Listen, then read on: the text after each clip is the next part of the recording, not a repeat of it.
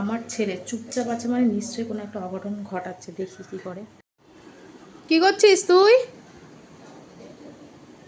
যা ধরেছি। হে মা, তুই কি করেছিস এগুলো? এই ডাব্বা থেকে ক্রিম পাম্প করে অঘটন ঘটিয়েছে। চুপচাপ থাকা মানে ওর কোনো অঘটন ঘটানো। কি হবে এবার?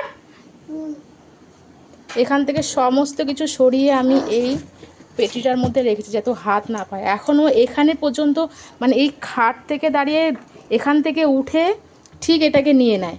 আমি আর কোথায় জিনিস রাখবো, কোথায় রাখবো আমি আর খুঁজে পাচ্ছি না জিনিস, আমি আর কোথায় রাখবো। হ্যাঁ, আর কোথায় রাখবো সরিয়ে বল।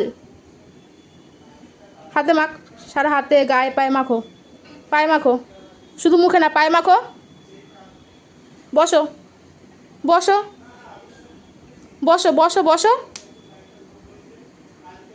এত দুষ্টু, এত দুষ্টু, চুপচাপ থাকা মানেই কোনো অঘটন ঠিক ঘটাচ্ছে। ঠিক ধরেছি আমি রান্নাঘর থেকে।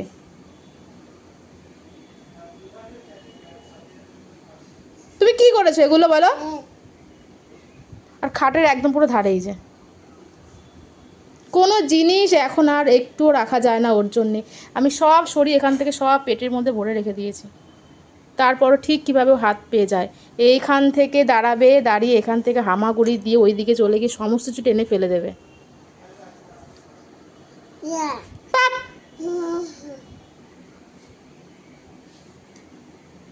এই বক্সটাকে পর্যন্ত ওপর থেকে ফেলে দিয়েছে। এই বক্সটা রেখেছি, ফেলে দিয়েছে।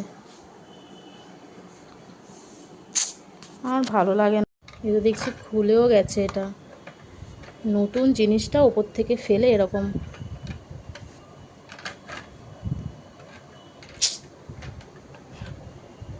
একটা জিনিস ঠিকঠাক থাকে না। ছাড়।